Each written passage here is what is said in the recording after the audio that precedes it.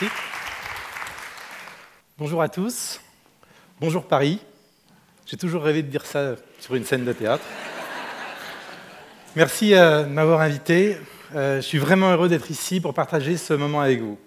Ce que vous allez entendre maintenant a révolutionné ma façon de concevoir l'hypnose et tout particulièrement l'auto-hypnose, que tout un chacun peut pratiquer de manière autonome, à son rythme, guidé par un accompagnant, ou bien tout seul, ou aidé avec des MP3 par exemple. Nous aurons l'occasion de faire une expérience à la fin de mon intervention. En fait, l'auto-hypnose est un travail, un apprentissage du lâcher-prise, dans un but qui peut être soit thérapeutique, soit un but de développement de compétences particulières, comme dans le sport par exemple. Je vais vous expliquer aussi pourquoi il est nécessaire, utile et indispensable de pratiquer l'auto-hypnose, c'est-à-dire de le faire vous-même, chez vous, tout seul, des séances improvisées, des moments où vous pouvez le faire très calmement. Et pas simplement pour tous les avantages que vous connaissez déjà et dont Kevin et Guillaume vous ont déjà parlé, c'est-à-dire renforcer telle ou telle aptitude, mincir, arrêter de fumer, stimuler vos défenses immunitaires et que sais-je encore, mais pour une autre raison essentielle, pour vous permettre de prendre le contrôle de vos émotions et en même temps de renforcer votre cœur, votre corps et même, peut-être, de prolonger votre vie. Pour vous expliquer comment nous réagissons au stress et comment cela affecte nos émotions, nos comportements, je vais prendre un exemple purement imaginaire. Rien à voir avec une expérience personnelle. Je vous invite juste à imaginer la chose suivante. Et comme nous sommes ici dans un théâtre, voici donc le premier acte. Imaginez que vous êtes installé au mois de juin dans un café avec une terrasse avec Kevin et que vous êtes en train de discuter tranquillement quand il vous propose d'intervenir dans une conférence qui aura lieu d'ici quelques mois. Vous êtes bien, vous êtes détendu, vous êtes serein, vous accueillez l'idée avec vraiment beaucoup d'enthousiasme. Votre cœur s'accélère imperceptiblement. Vous souriez intérieurement, vous vous imaginez déjà en haut de l'affiche. Ce sera l'occasion peut-être de rencontrer tout un tas de personnes vraiment très intéressantes. Ça sera peut-être l'occasion d'exaucer un rêve, comme de dire « Bonjour Paris » sur une scène de théâtre. Tout va bien. Puis, vous trouvez une idée qui vous plaît, vous la partagez, vous en discutez et vous la mettez de côté. Jusqu'au jour où Maud, l'assistante de Kevin, vous rappelle que finalement c'est pour bientôt. Donc là, ce que vous faites, c'est que vous vous mettez au travail. Vous avez qu'est-ce qui se passe pour le moment où vous vous mettez au travail? Nous allons observer quelques instants un petit peu ce qui se passe à l'intérieur de nous-mêmes, sous le capot, je pourrais dire. En fait, le fait d'avoir une réaction appropriée par rapport à une situation nouvelle est permis grâce à ce qu'on appelle le complexe vagal ventral.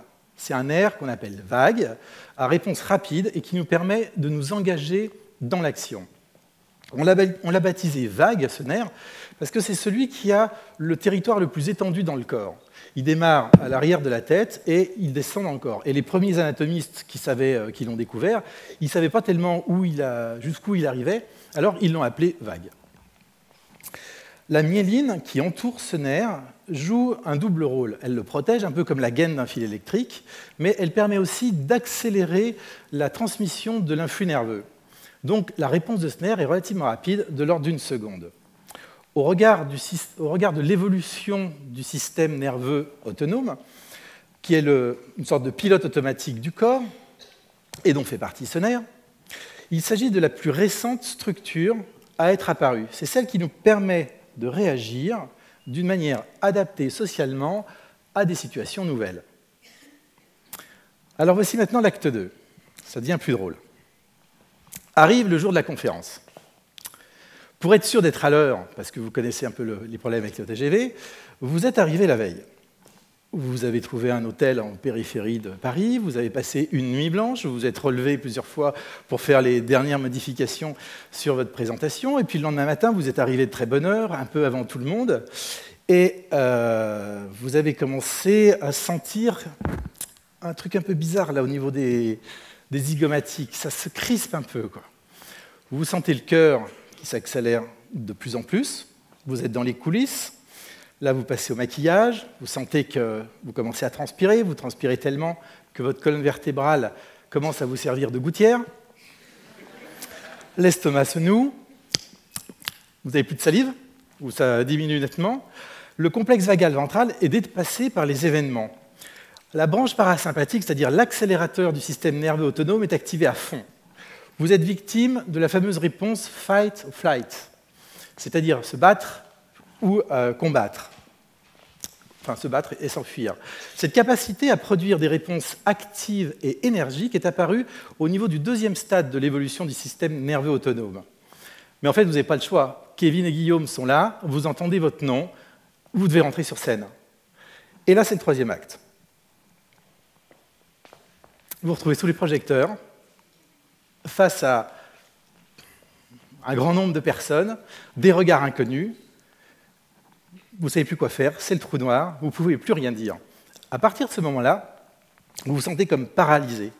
C'est le complexe vagal dorsal, à nouveau, qui entre en jeu à ce moment-là.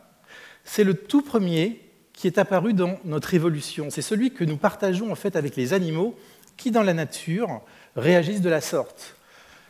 Ils détectent un aigle au-dessus d'eux et boum, d'un coup, ils font le mort. Du coup, l'aigle ne les attaque pas, ils sont protégés. C'est la fameuse réponse d'immobilisation, ce que les anglo-saxons appellent le freeze. La réponse à un stress connaît ainsi 3 étapes qui sont déclenchées successivement en cas de débordement émotionnel. Une réponse calme, efficace, si vous pensez être capable de réagir correctement au challenge qui vous est présenté. Une réponse plus active et énergique si vous sentez que vous êtes dépassé par les événements, donc il faut fuir ou vous battre. Et puis une réponse de blocage complet si vous êtes totalement dépassé.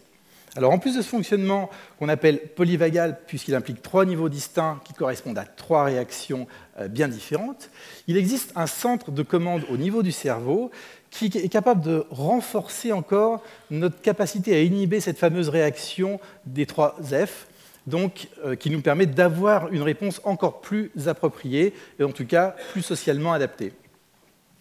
En résumé, plus votre frein, c'est-à-dire la branche parasympathique, est puissant, et plus vous avez le contrôle de vos émotions. Autrement dit, si votre nerf vague est bien tonique et bien entraîné, vous évitez de connaître les affres du 3e stade, c'est-à-dire l'immobilisation, et même vous pouvez passer du 2e stade, le cœur qui bat très vite, la réponse de fuir ou se battre, pour revenir au 1er stade, c'est-à-dire avoir une réponse adaptée. Et c'est la raison pour laquelle, ce matin, après une pratique assidue et répétée de l'auto-hypnose, j'ai autant de plaisir à prendre la parole devant vous et à partager ce moment. Alors, le rideau se lève avec l'acte 4. J'ai la chance de collaborer avec un médecin urgentiste, cardiologue, que vous voyez ici, c'est derrière moi, Bruno Stimès, qui a observé au cours de sa pratique clinique un phénomène étonnant. En fait, quand on observe plusieurs techniques de gestion du stress, on remarque que l'auto-hypnose est celle qui semble avoir le plus d'impact sur la capacité des individus à gérer leurs émotions, et au niveau également de la physiologie. On a animé un atelier, là, que vous voyez sur cette image, avec des jeunes lycéens dans la banlieue lyonnaise, à Vénissieux, pour leur apprendre à gérer leur stress. Et comme on a fait tous les deux la même formation à Lille et que partageons le même équipement au niveau du biofeedback, c'est un ordinateur particulier, j'ai eu l'occasion de constater également ce qui m'a appris par rapport à l'auto-hypnose et par rapport à ce que ça déclenche en nous. Alors, l'outil informatique, c'est un ordinateur qui est relié à une personne par un capteur qu'on met au bout du doigt ou sur l'oreille ou encore au poignet. Comme vous voyez, me l'a dessiné ma fille pour m'aider à préparer ma présentation. Ça fait moins peur quand c'est dessiné comme ça. Alors le programme évalue en direct ce qui se passe à l'intérieur de la personne. Et cela permet de reproduire sur un écran, que vous voyez quand même dessiné, les battements cardiaques. Alors, plus exactement, c'est ça. Et en fait, ce qu'on observe, c'est que le temps entre les battements cardiaques est jamais le même. Si vous prenez maintenant, ce que je vous invite à faire, votre pouls pendant 1 minute, et que vous comptez les battements, vous devriez normalement obtenir un chiffre qui se situe entre 50 pour les plus sportifs et environ 80 à 90 pour les plus sédentaires. Alors moi, en ce qui me concerne, c'est plutôt 140, 150, puisque je suis face à vous tous. Mais cette mesure ne veut pas dire que l'écart entre les battements soit constant, bien au contraire. Comme vous le voyez sur le graphe, eh bien, le cœur est sans arrêt en train de modifier son allure. L'écart entre les battements varie. Plus il s'allonge, plus le cœur ralentit, et inversement, plus il se raccourcit, plus il accélère. Et le fait de prendre votre pouls et de faire une moyenne ne reflète donc en rien de ce qui se passe à l'intérieur de la machine. Afin de maintenir l'équilibre à l'intérieur, le cœur doit s'adapter en permanence. Et comme l'environnement est chaotique, eh bien, il s'adapte d'une manière chaotique. Et en fait, il dessine une espèce de ligne comme ça, là, que vous pouvez voir, qui ressemble à des montagnes russes. Alors, rassurez-vous, c'est tout à fait normal, c'est bénéfique. En fait, plus l'écart entre les battements est capable de varier, et plus cela indique que vous êtes en bonne santé et que vous pouvez bien réguler vos émotions. Inversement, moins l'écart est important, moins vous êtes souple d'un point de vue cardiaque. Mais alors, qu'est-ce qui explique ces variations? Le cœur dispose d'un pacemaker naturel qu'on appelle le nœud sinusal. Ce nœud sinusal est raccordé à deux branches, en fait. Un accélérateur, la branche sympathique, et un frein, la branche parasympathique, le nerf vague dont je viens de vous parler. Et ce sont ce frein et cet accélérateur qui régulent en fait le temps entre les battements. Ce sont aussi les deux branches du système nerveux autonome qui innervent l'ensemble de nos organes et de notre corps et qui pilotent notre corps sans que nous ayons besoin d'y penser. On n'a pas besoin de penser, heureusement, à faire battre son cœur. Alors, sans rentrer dans le détail des deux théories qui sont particulièrement pointues et complexes, c'est vrai que ça fait moins peur quand c'est ma fille qui écrit le nom de ces techniques. Ces théories, expliquent le lien de cause à effet, en fait, entre la flexibilité de la fréquence cardiaque d'un côté et la régulation des émotions.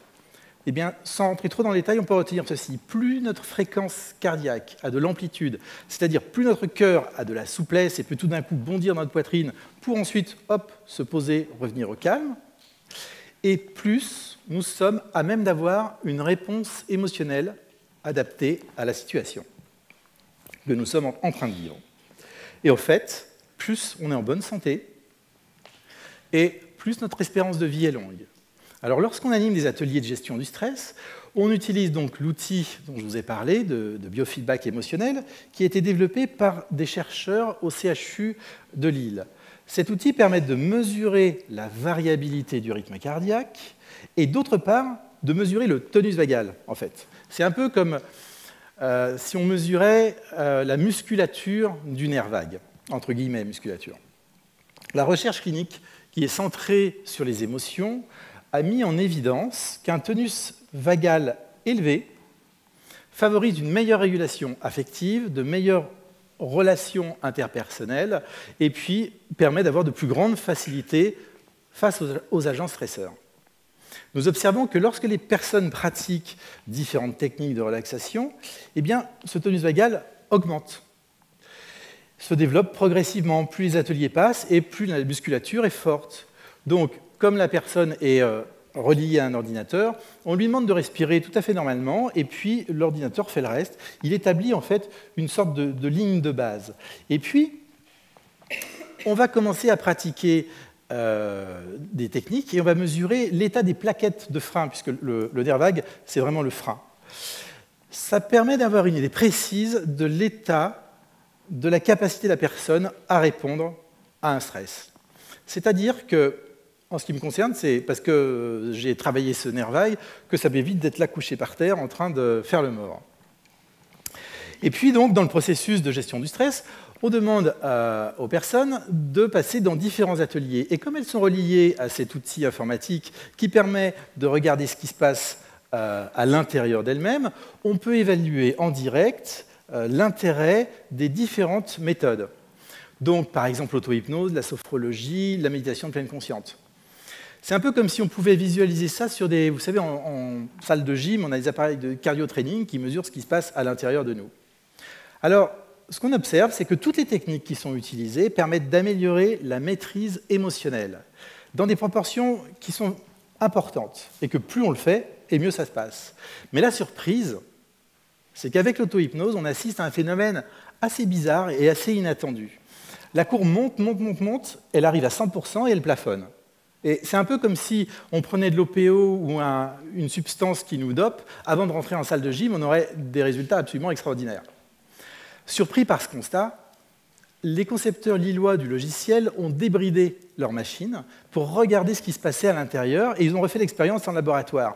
Et en fait, ils s'aperçoivent qu'avec l'auto-hypnose, la courbe monte à 130%, voire même jusqu'à 150%.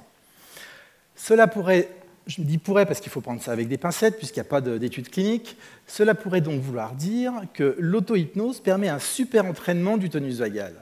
L'auto-hypnose, sous la forme d'une pratique autonome, comme je vous le disais, ou accompagnée par quelqu'un, un hypnothérapeute, ou des enregistrements MP3, semble donc être la technique la plus efficace pour développer notre capacité à reprendre le contrôle de nos émotions. Et pour les thérapeutes qui sont présents ici, on pourrait dire que l'auto-hypnose, c'est un outil qui nous permet de renforcer les ressources de nos patients.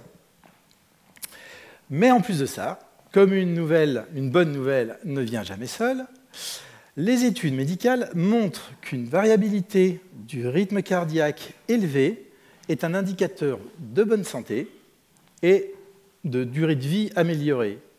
Donc, plus la variabilité de la fréquence cardiaque est élevée, plus longue est l'espérance de vie. Or, plus le tonus vagal est fort, et plus la variabilité cardiaque est élevée. Donc, vous voyez où je veux en venir depuis un quart d'heure, là ? Alors, avant de conclure, je vous propose un cadeau rien que pour vous. Je vais vous accompagner à vivre un bref moment d'auto-hypnose en reprenant le protocole tel que Bruno l'a développé et le teste en cabinet.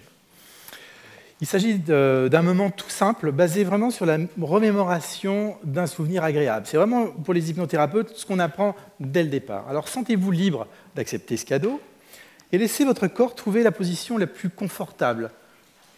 Vous pouvez fermer les yeux, ou bien juste laisser les paupières devenir progressivement de plus en plus lourdes. Prenez quelques instants pour prendre conscience de votre position dans cette salle, dans l'espace qui vous entoure, de ce que vous pouvez ressentir à votre droite, si vous avez quelqu'un ou pas, à votre gauche, devant vous et derrière vous. Prenez conscience d'où se trouve la scène et d'où vient ma voix. Respirez calmement, profondément. Ressentez votre poitrine qui se lève, puis qui se baisse. N'essayez même pas de vous détendre, juste d'être en présence à vous-même. Notez les sons qui vous entourent et même peut-être les parfums. Et puis laissez venir un souvenir agréable, un souvenir de vacances, une pensée réelle ou imaginaire, un moment dans la nature, ou bien un endroit où vous pouvez vous sentir en toute sécurité, calme, confortable. Notez tout ce qui vous est agréable, les couleurs, les formes. Peut-être y a-t-il une musique particulière, des sons spécifiques. Peut-être même sentez-vous de la douceur sur votre peau, ou une sensation agréable au-dedans de vous-même. Prenez juste le temps d'observer tout ce qui vous permet de vous sentir bien dans ce souvenir. Devinez aussi ce qui se passe à l'intérieur de vous, comment votre système nerveux est en train de réagir, comment votre corps traduit ces sensations de calme, de détente, de sécurité, de bien-être. Prenez plaisir à ressentir tout ceci et à laisser faire au-dedans tout ce qui est bon pour votre santé et pour votre vie. Et vous pouvez choisir de vous souvenir de chacune de mes paroles ou bien juste laisser passer dans votre inconscient ce qui sera le plus efficace, alors que vous pouvez en même temps oublier de vous souvenir de ce qui n'a rien à faire dans votre conscient. Reprenez maintenant conscience de votre respiration, de votre position dans cette salle, la sensation du corps sur ce fauteuil. Et puis, quand vous le souhaitez, revenez bien ici et maintenant. Sentez-vous revigoré, énergétisé. Vous pouvez ouvrir les yeux à votre propre rythme. Alors ce cadeau, juste une dernière chose, ce cadeau n'est pas gratuit, surtout pour ceux qui ont payé leur place. Parce qu'il vous demande du temps, il vous demande des efforts.